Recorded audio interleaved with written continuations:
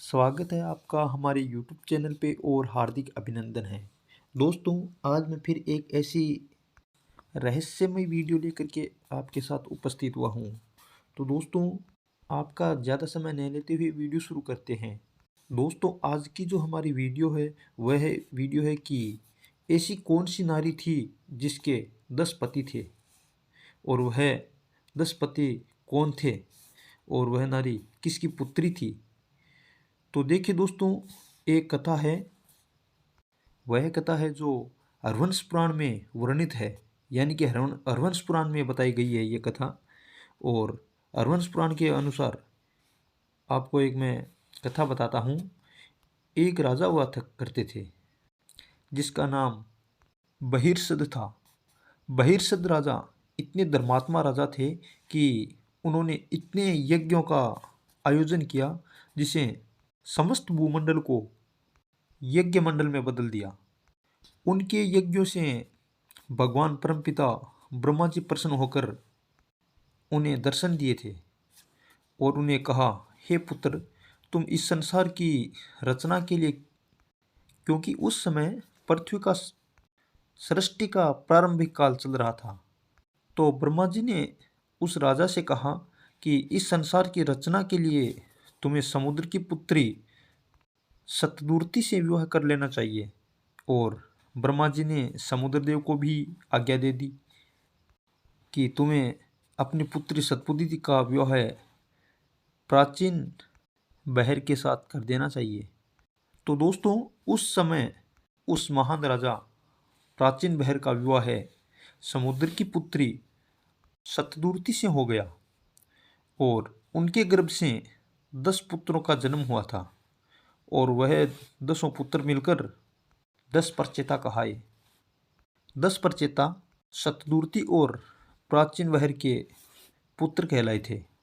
यह कथा हरवंश पुराण में भी लिखी गई है। और जब 10 प्रचेता पैदा हो गए तो उन्हें आराधना करने के लिए वन में प्रस्थान किया और उन्होंने वन में कठोर तपस्या करनी आरंभ कर दी। उन्होंने 10,000 वर्षों तक तपस्या की वन में और इतने समय में सृष्टि का प्रारंभ काल था, तो वृक्षों ने संपूर्ण सृष्टि को अंतरिक्ष तक ढक लिया था। जब यह स्थिति प्रचेताओं ने देखी तो वह प्रचेता क्रोधित हो गए, क्योंकि उन्होंने सृष्टि का निर्माण कार्य प्रचेताओं को ही सौंपा गया था। तो 10 प्रचेताओं को क्रोध आ गया और उन 10 प्रचेताओं ने उन सभी वृक्षों को नष्ट करना आरंभ कर दिया। जब वृक्ष नष्ट होने लगे तो वृक्षों के राजा सोम, उस समय वृक्षों के राजा सोम थे, उनके पास आए थे प्रचेताओं के पास और बोले, हे प्राचीन बहर के पुत्रों, शांत हो जाओ। आपने पृथ्वी को क्षीण कर दिया है और कृपा करके अग्नि और वायु को रोको। और सोम क्या कहने लगे, देखिए, कहने लगे, हे प्रचेताओं, जो वृक्षों की पुत्री है उनको मैंने पाला था। वृक्षों की पुत्री का नाम मायरसा था और यह वृक्षों के सत से मधुमेह उत्पन्न हुई थी। वृक्षों के राजा सोम है, वो बोले, मैं आपको बता रहा हूँ कि जो वृक्षों के सत्य और मधुमेह से कन्या उत्पन्न हुई थी उनका विवाह मैं आपसे कर दूंगा और कृपया करके आप शांत हो जाएं।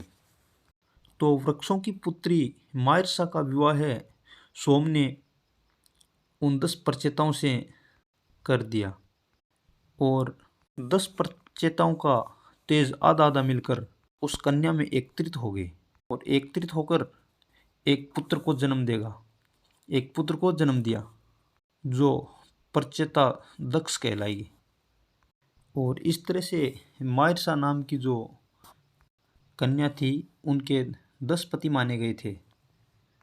जो 10 प्रचेता थे उनको उस कन्या मायरसा का पति उन 10 को माना गया था।